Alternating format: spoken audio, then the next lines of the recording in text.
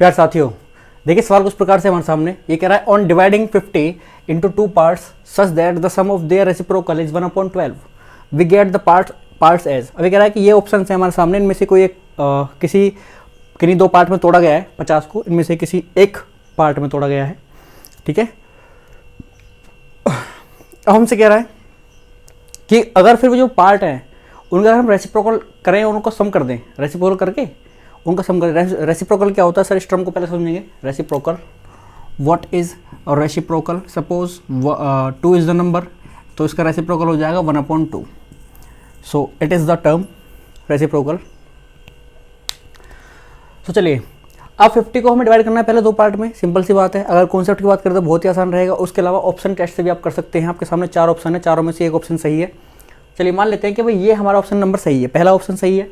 ये मान लेते हैं कि भाई हम 50 को ऐसे भी तोड़ सकते हैं 20 और 30 में। चलिए, अब इनका रेसिप्रोकल क्या होगा? 1/20 और 1/30।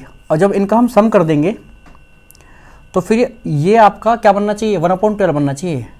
अगर 1/12 बन गया तो हमारा ऑप्शन सही होगा। कैसे करेंगे सर? इसका एलसीएम क्या आएगा उसकी बात कर लेते हैं सबसे पहले। 60 इज द एलसीएम।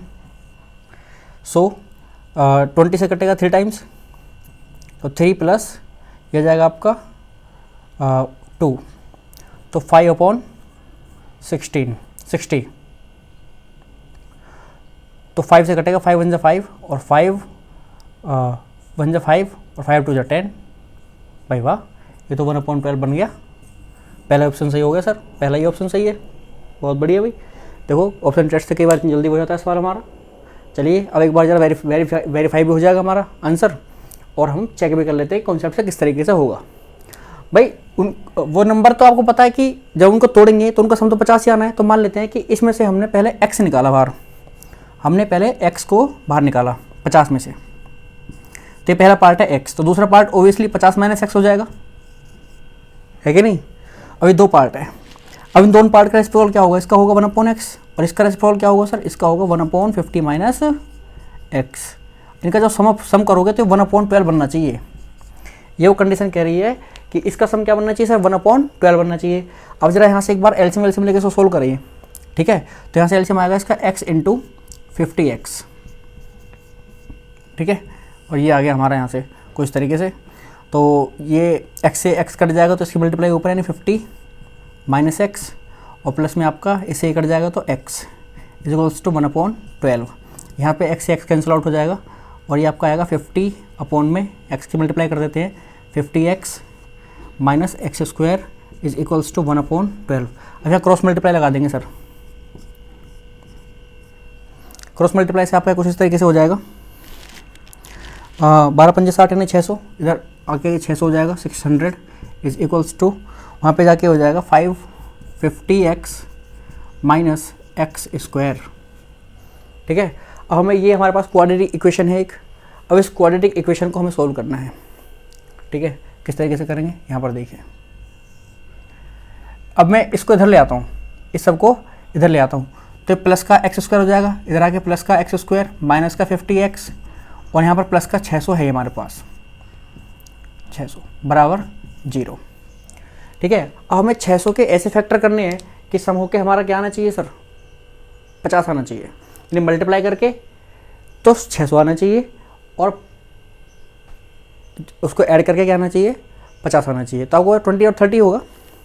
ठीक है, तो यानी कि 20 × 30 करोगे तो 600 बनेगा, और 20 + 30 करोगे तो भी हमारा 50 बनेगा।